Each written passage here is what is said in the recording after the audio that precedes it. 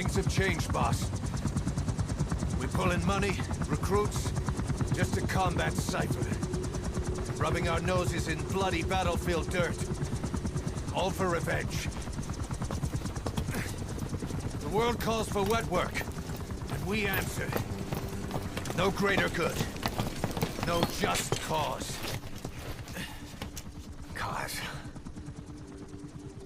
Cypher sent us to hell.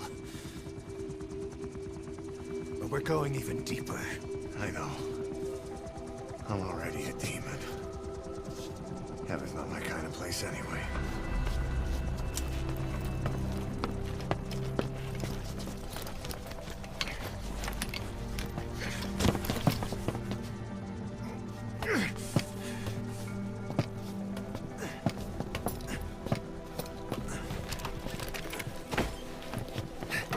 Dogs of war for 9 whole years. That ends today.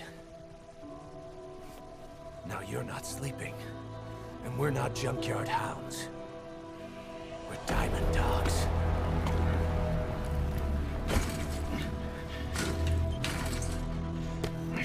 Let them talk.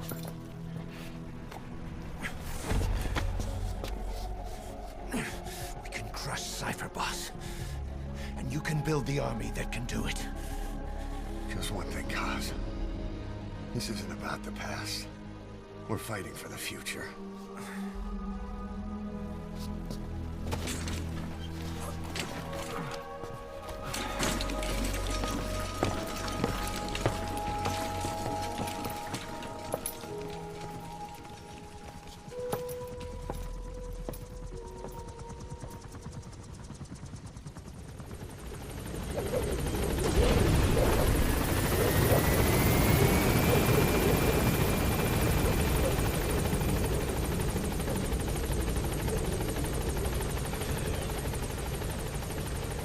Boss, there's something I want to talk about.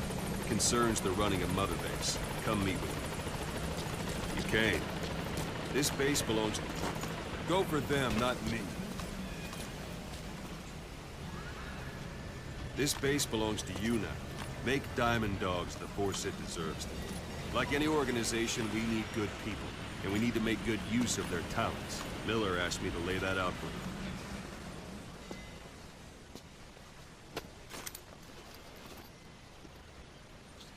Start bringing people in, use this.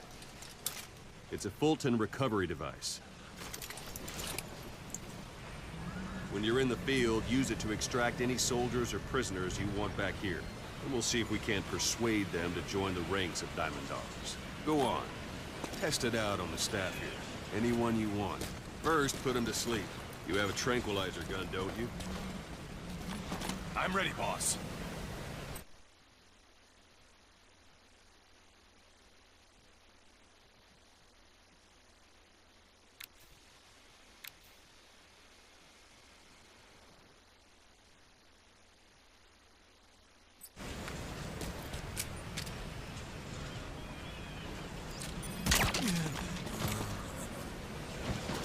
Out like a light. Now approach him and extract him. What's the matter, boss?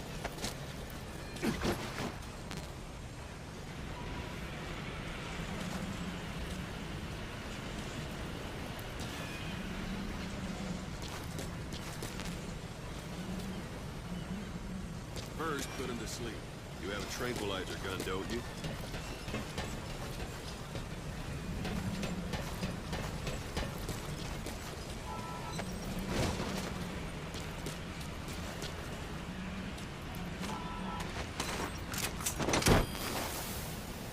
Good.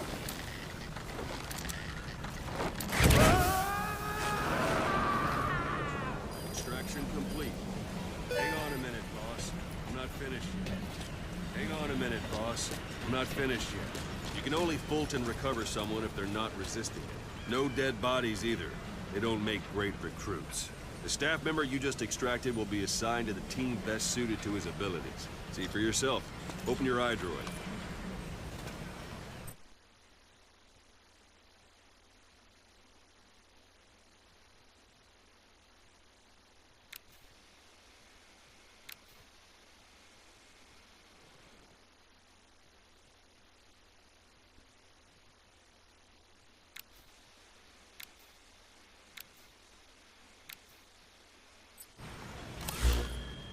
Select Staff Management from the Mother Base menu.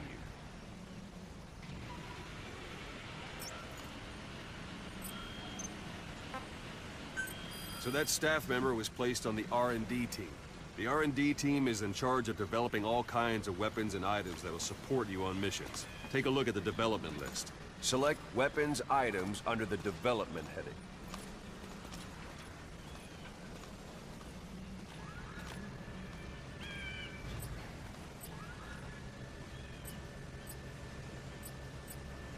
What's wrong? Go back to the Mother Base menu. Select Weapons Items under the Development heading.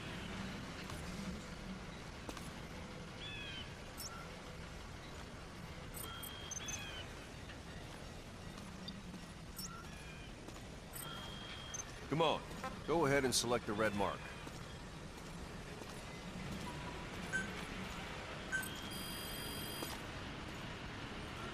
That's the R&D team's development list. See the item called Cardboard Box? Doesn't seem much use to me, but Miller was adamant that you'd want it on the list. The last word in infiltration technology, or so he said. In any case, we don't have the manpower to develop it just yet. We need more staff on the team. Go extract a few more people. Boss, put the iDroid away for a moment. You can also Fulton extract individuals you've knocked out. Why don't you try knocking someone out with CQC next? Show them how it's done, boss.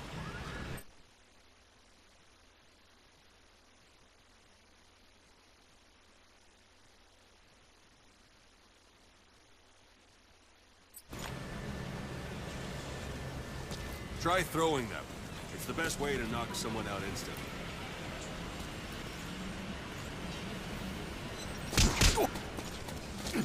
Don't pull any punches. Don't pull any punches. Excellent, boss. Now extract it. Good.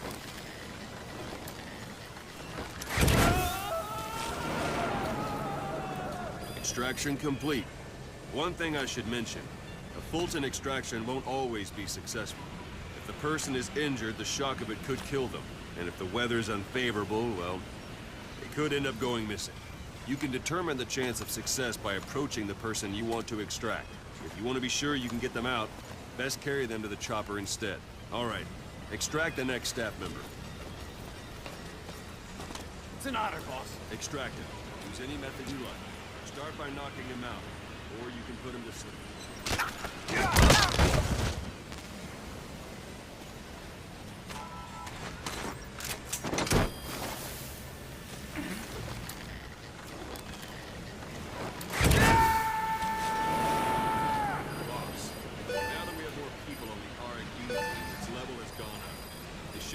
Develop the cardboard box now. Open your iDroid. Select Weapons Items under the Development heading.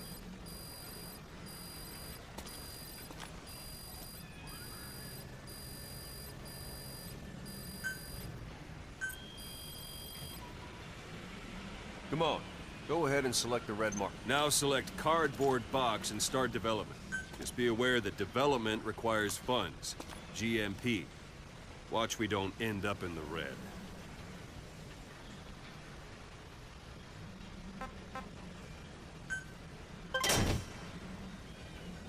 Development has finished.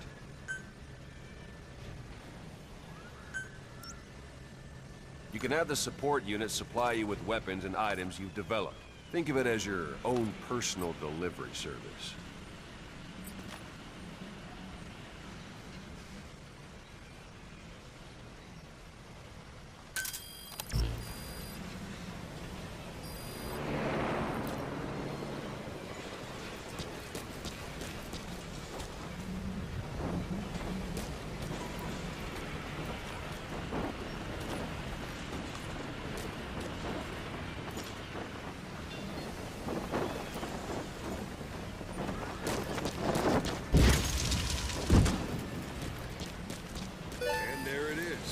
Not sure what it's good for, but Miller said you know what to do. Try it out.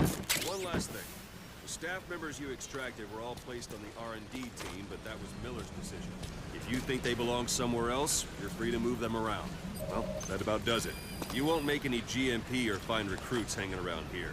Board the chopper when you're ready for a mission. Open your iDroid and select a landing zone to tell it where to pick you up. Or if you're still in the mood for knocking guys on their asses, you can stay around here a while. Give the men some practice. Just come pay me a visit.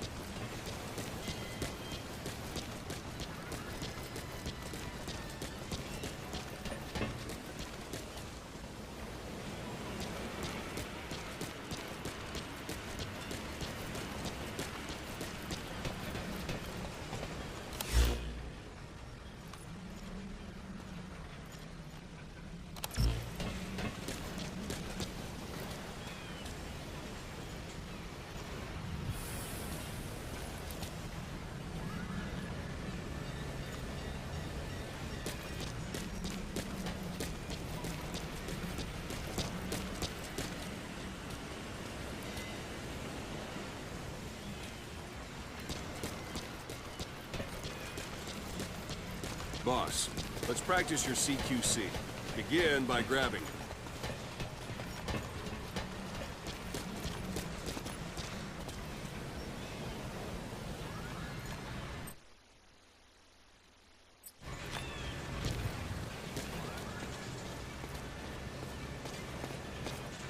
I'm ready, Once you boss. grab someone, you're free to do as you like. Interrogate him, knock him out, kill him. Scratch that last one for now. Go ahead and knock him out.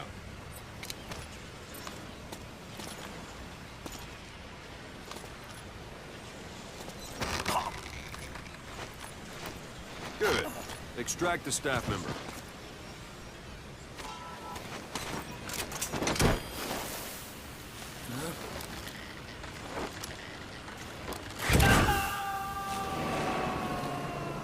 Now for fist fighting. Strike an adversary repeatedly to knock him out.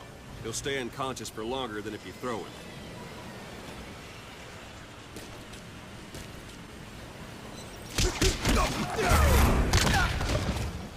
Go on and extract it.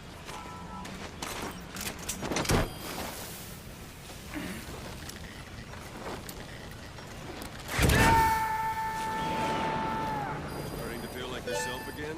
The rest will fall into place with some time in the field. Go ahead and call the chopper for your item.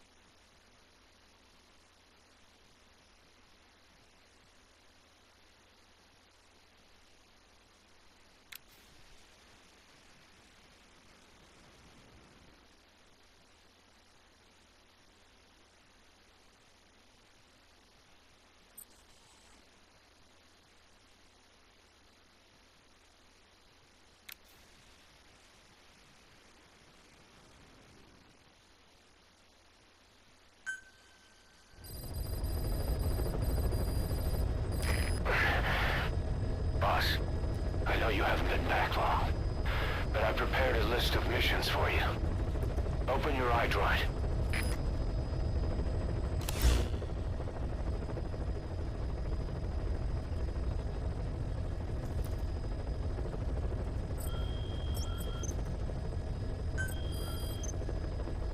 I've taken the job offers Diamond Dogs has received and made a list of those I want you to consider. Which ones you accept is your call. The objectives of the missions I've added are prisoner rescue, facility sabotage, and high-value target elimination. Probably all a walk in the park for you, but they should help you get back on your feet. I put the mission details on a cassette tape. Refer to it if you decide to accept the mission. We'll receive GMP for completing missions, and extracting soldiers and prisoners will boost our ranks. Building up Mother Base is the first step to achieving our goal. If that means wet work, so be it. We're gonna have to get our hands dirty. I hope you're rested up, because we're not stopping. Not until the pain is gone. The future of Diamond Dogs is in your hands. We're counting on you, boss.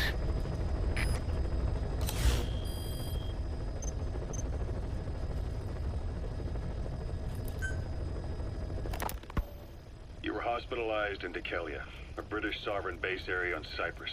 It's part of British overseas territory that falls outside of Cypriot jurisdiction.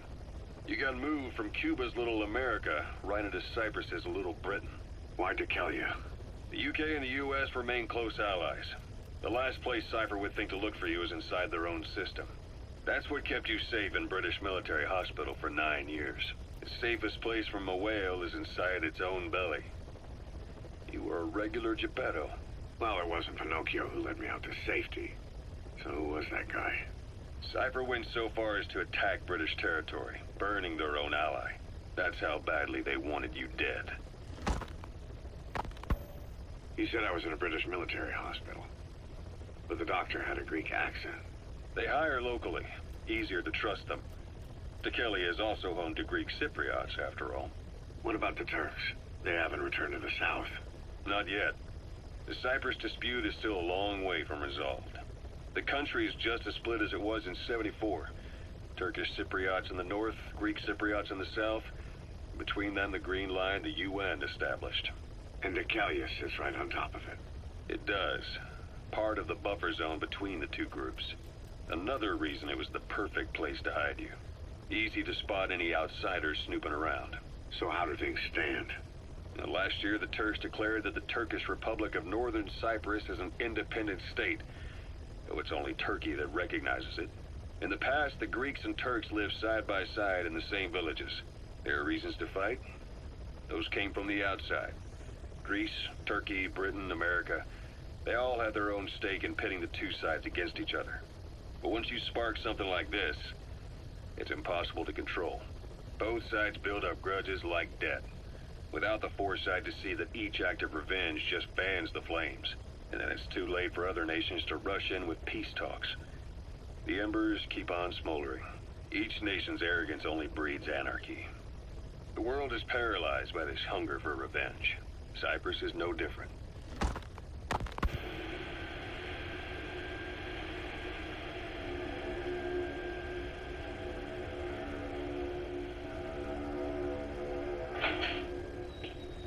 You're up. We're changing ships?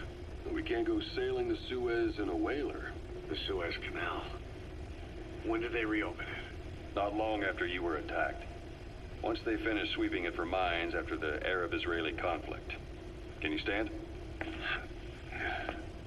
We're gonna transfer to a container ship for passage through the Suez. Our destination is Pakistan, Afghanistan's neighbor to the south. There, we disembark and head via Peshawar to the Zero Line, the border. We'll travel to the Khyber Pass by road. And then? We continue on horseback.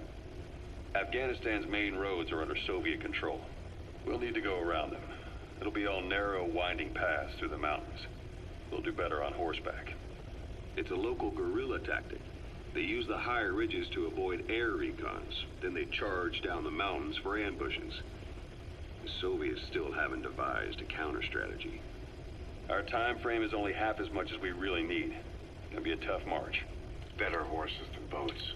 Well, it'll make for good physiotherapy. Take the time to get used to that new arm.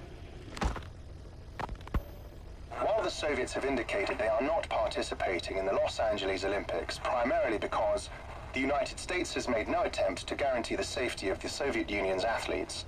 The United States is increasingly demonstrating the belief that the issue has nothing to do with its preparations, and in fact this is retaliation for the Western nations' boycott of the previous Moscow Olympics. That concludes today's news. That's quite some news. The Soviet Union not attending the LA Olympics? Yeah. Andropov's death has changed some things. They're calling it revenge for the Western boycott of the Moscow Olympics. Countries boycotted the Moscow Olympics. Yes. In protest of the Soviet Union's invasion of Afghanistan. Over 50 countries were absent. It's too bad I didn't get to see Yamashita's judo. When the 40th Army crossed the Amu River 4 years ago, détente went right out the window. The U.S. Congress chose not to ratify SALT II, and Reagan's hardline politics won him the presidency in a landslide. According to him, the Soviet Union's an evil empire. A second Cold War. And there's been no end to regional conflicts and civil wars. Lebanon, the Falklands, Grenada, Iran, Iraq. The story never changes. Egypt and Israel did sign a peace treaty. But then the driving force on the Egyptian side, President Sadat, was assassinated afterward. Apparently, his actions were considered a betrayal of his fellow Arabs. Islamic extremists? Yes. Fundamentalist extremists have been responsible for some bold acts of terrorism in recent years. We've had extremist students in Iran take U.S. embassy workers hostage, and suicide bombings in Lebanon. Over 300 foreign soldiers stationed there have been killed. The countries have yet to develop an effective means of dealing with terrorism. Afraid of losing their own men, they've pulled their forces out, handing private forces a golden opportunity. Private forces? Small armies with no national affiliation, working for the highest bidder. That's right, they got the idea from you. After Mother Base went down, they began spreading to meet the soaring demand. Miller's organization is just one of many PFs now. The entire world is after you. But at the same time, it needs you too. Miller told me about what happened in the Caribbean 9 years ago. You do remember Miller. You'd formed a private army with him. An army with no allegiance to a nation. I remember, but... I see. You're not sure what's fact and what's a fantasy caused by the coma. It's still all a mess, huh? All I can do is tell you the facts as they were told to me. I've gone easy on you up until now. But this is where the hard stuff begins. 1974, the year before you entered your coma.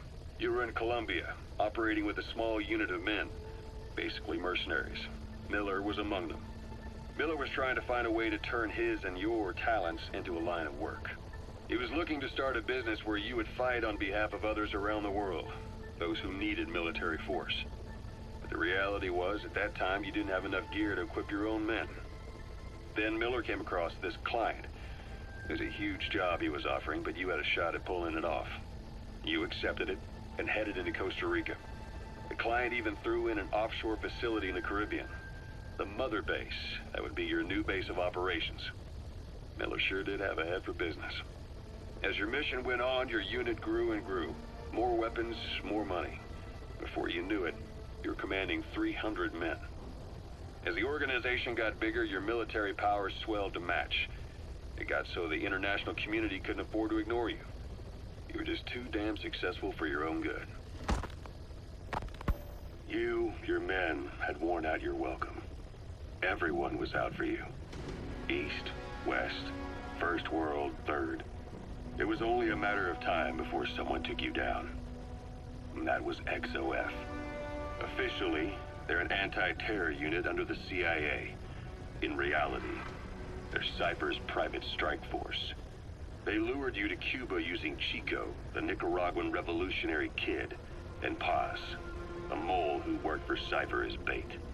While you were gone, XOF, posing as a nuclear inspection team, stormed Mother Base. At the same time, C4 they placed on the strut legs went off. The whole thing went down in minutes. XOF.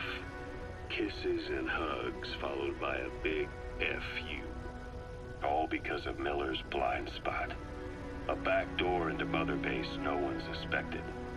You remember a certain scientist? Huey was responsible for bringing the inspection team on board, giving the enemy a perfect opportunity to hit you at home. You were returning from Cuba when it happened. Mother Base came damn close to taking you with it into the Caribbean. Those of your men out on assignment returned right away. They refused to believe the wreckage in the water they found was Mother Base.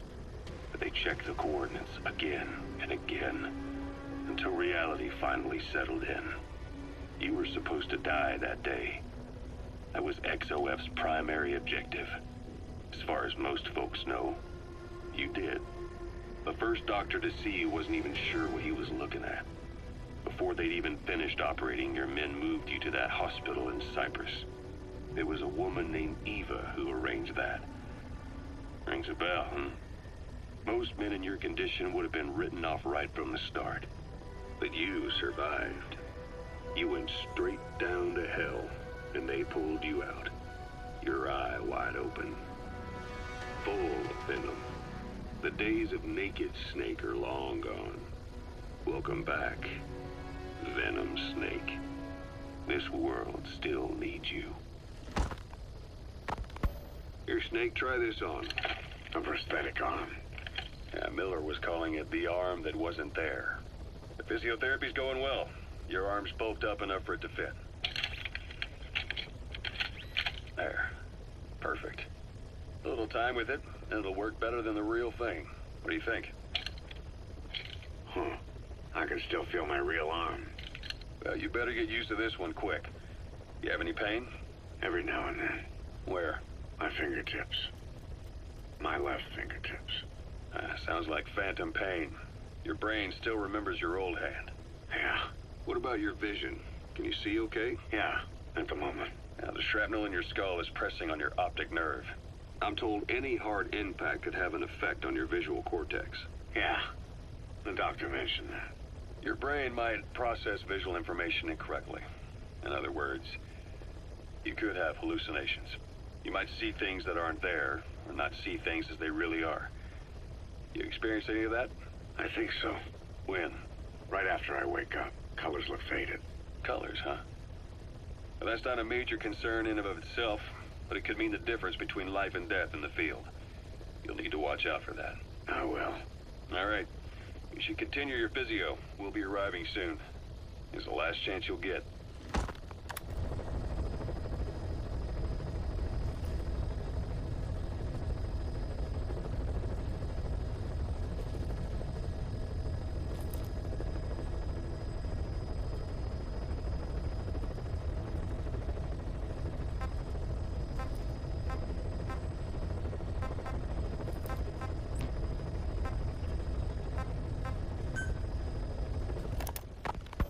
Ocelot. I hear they started calling you Shalashaska in Afghanistan. What's that about? You know the term Sharashka? It's slang for a suspicious, hastily thrown together organization. The word became associated with a type of forced labor facility in the Soviet Gulag system. OKB scientists and engineers who'd been convicted of crimes were sent to a Sharashka for forced R&D. The Sharashkas were supervised by Lavrenti Beria of the NKVD, the secret police, under the official name 4th Special Department. Forced research? That's not very different from what we do here. Diamond Dogs is different. Everyone here believes in you. Regardless of where they came from or why they're here, they revere you. And they're fighting because it was their choice. And if it wasn't, they'd leave? Who knows? That's our reality here, whether it's real or not. If there's another truth, I don't want to know it. All that matters is that's the concept that's taken shape in their heads. The traces of a group ideology, our superstructure, to put it in Marxist terms. All right. Go on. Right. So anyway, at some point the enemy started calling me Sharashka. This was after the war in Afghanistan broke out. While I was keeping an eye on you in that hospital, I was also heading up interrogations here. The men I broke gave up their comrades and families, everything they wanted to protect them most. No real cause for it. I just let myself get caught up in the old Russian pride. And suddenly I received the honor of becoming Special Interrogation Advisor to the forced labor camps. But the more men I interrogated, the more people saw me as just that, the interrogator. It helped cover my real objective of keeping you safe. You went that far for me? Far enough to keep you alive. I ended up being pretty well known among the Afghan guerrillas. Some of them would have seen me on the battlefield. And that's how I got the second half of the name. Shashka. It's a sword, a type of saber from the Caucasus. Russian dragoons and Cossacks carried them into battle. Now, the Russian Empire had a general by the name of Fyodor Arturovich Keller. His bravery earned him the nickname Russia's Greatest Shashka. Someone must have known about that, because somewhere along the line, Shashka got stuck on the end of Sharashka. The guerrillas were using the name amongst themselves. By the time I got to hearing about it, pronunciation had wound up as Shalashashka. So, half Gulag, half Hero Sword. Is a perfect fit. But you see how rumors and ideas about people can get out of hand fast. Once you create a character and put it out there in public mind, it warps and twists with every baseless rumor. And before you know it, all people see are phantoms. In my case, it works out just fine. I'm plenty used to working under aliases.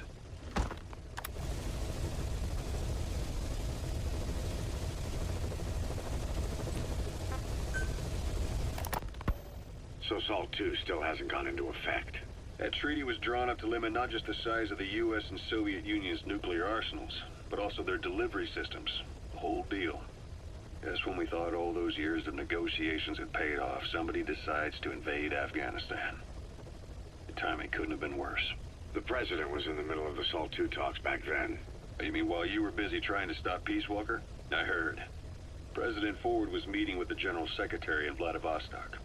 In his absence, the political brass in America detected what they didn't realize was false nuclear launch data from Peace Walker, and were on the verge of ordering a retaliatory nuclear strike. Coleman's big idea? Humans are incapable of destroying themselves. Turns out he never knew what humans are capable of.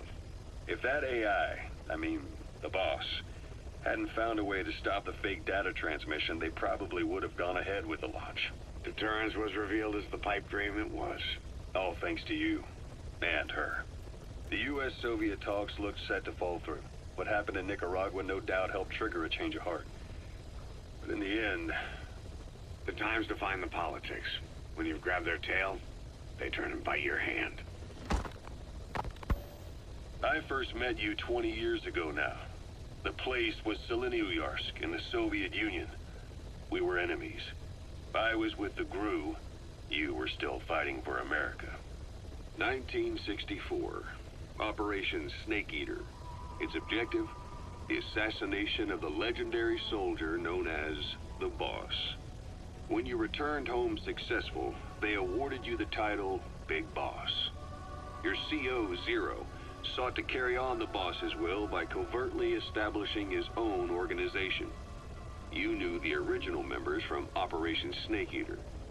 From America, there was David O, or as he was to you, Major Zero. Donald Anderson, a.k.a. Sigint. Dr. Clark, who went by paramedic during the operation. And the fourth, you. From China, there was Eva. And me, Ocelot, from the Soviet Union. 6 in total. To us, government notions of friend and foe were meaningless. As were East and West, we joined forces by our will alone. Our objective was to fulfill the boss's dying wish. To make the world one. And to do it, Zero used the Philosopher's Legacy, the secret war fund you obtained during Operation Snake Eater. This organization would go on to become Cypher. I, on the other hand, was left with the problem. You only recovered half of the legacy. I had to locate the other half myself. When I found the funds, I passed them on to Zero, just as you wanted. I still trusted him in those days. We thought what he was doing was the boss's will. Until he started that one project. Les Enfants Terribles, Zero called it. You parted ways. As did Eva, leaving only Anderson and Clark still with him. I maintain limited contact. Although, truth be told, we were just keeping tabs on one another. The reason was always you. After you returned to the Army and created Foxhound, you left America. For a time, even I'd lost track of you. I'd imagine Zero did too. You always were the best when it came to hide and seek. Zero created Cypher, an information network to tap into every corner of the globe. Woven together, Cypher's arteries make the world just one big organism. And that's not all. It also monitors the thorn in Zero's side. That's you, tracking your coordinates wherever you might go. The further you strayed from your roots, the larger Zero became. It's as if he was trying to close the gap between you. But before long, he disappeared from public life. Only a few people had direct contact with him. For a time, I was one of them. Then a year after you fell into your coma, he slipped out of sight entirely. Since then, nothing. No photos, no recordings, not even a reliable rumor as to his whereabouts. I tried every method I could think of, but Zero was gone. Freed of his control, his creation, his power continued to grow. Cypher is a great beast, and Zero was its spine. But even without him, it's endured, evolved. But now its body is rotting, riddled with parasites. Parasites like the ones who attacked you 9 years ago in the Caribbean, and then at the hospital. Cypher's Black Ops Unit, XOF. They learned where you were, and came to wipe the slate clean.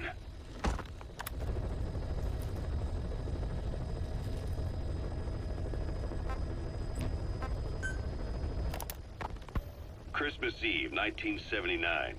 The Soviet Union rolled into Afghanistan. Muslims had revolted against the Soviet-friendly regime established the year before. The DRA forces could no longer contain it themselves, so the Soviets went in to intervene. The Afghan government was powerless and fraught with infighting. They lost the hearts and minds of the people, and that alarmed the Soviet leadership. With the Islamic Revolution happening in Iran, the Soviets felt they had to act fast or risk the spread of Islamic revivalism. A superpower, sending a motorized rifle division against men on horseback with antique rifles. Everyone thought it'd be over in an instant. Only it wasn't. Some Muslims made their fight a jihad, a holy war, and began a guerrilla campaign on all fronts. A war of attrition. These fighters call themselves Mujahideen. They're being supported by the West through Pakistan. That's why Miller was involved. He was training them near the Zero Line, sponsored by the CIA. The war has become a nightmare for the Soviet troops stationed here. They thought they'd be headed home in 6 months at the most. Then a year passed. 2 years. Now here we are 4 years on with no exit in sight. Afghanistan has become the Soviet Union's Vietnam. The Soviet troops on the ground want to go home, but at least they have homes to go back to. The Afghans have lost theirs. The Soviets destroy the kishlaks, villages, wherever they can. They burn down homes and fields, fill in wells, turn pastures into minefields. It's created a mass of refugees who fled to Pakistan. If the Mujahideen are fish swimming around the villages, the Soviets will go so far as to dry out their ocean. But this has had a big price. There's bitter resentment among the Afghans, and they're taking out their anger on the soldiers on the front lines. Among the Mujahideen are the Pashtun people. They're fiercely devoted to their code of Badal, or revenge. Soviets they've captured have had their hands, feet, and noses cut off before being left to die at the side of the road, just to show their comrades what they're capable of. Friendlies who come across them can do nothing but put them out of their misery. Then they burn down another village in retaliation. And the cycle of vengeance goes on.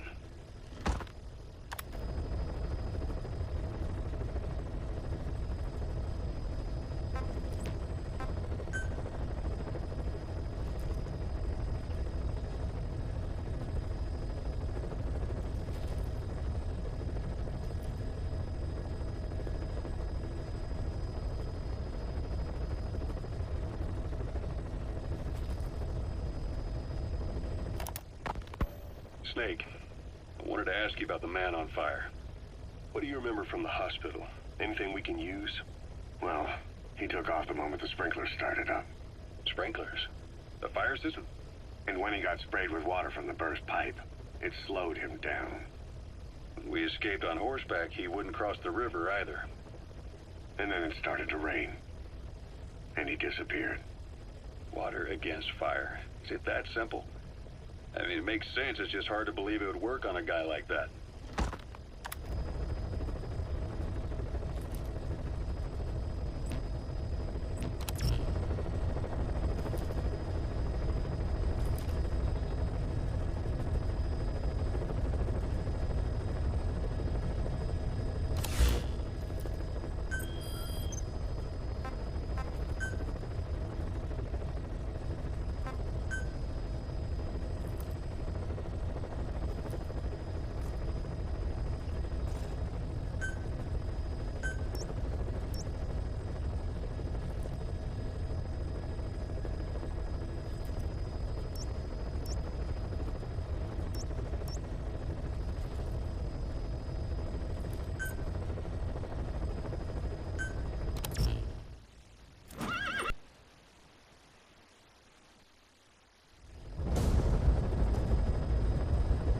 Your target is a Spetsnaz detachment commander.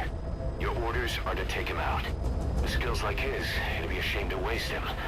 But I'll leave the method up to you. Boss, make your way to Deshago Calais and eliminate the target.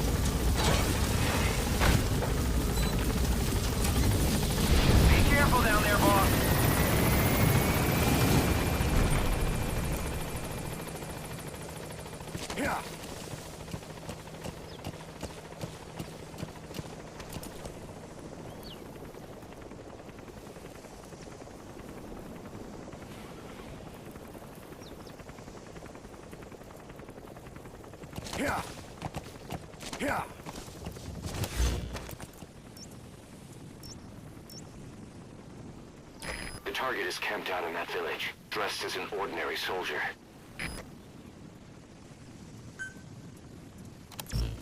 Yeah.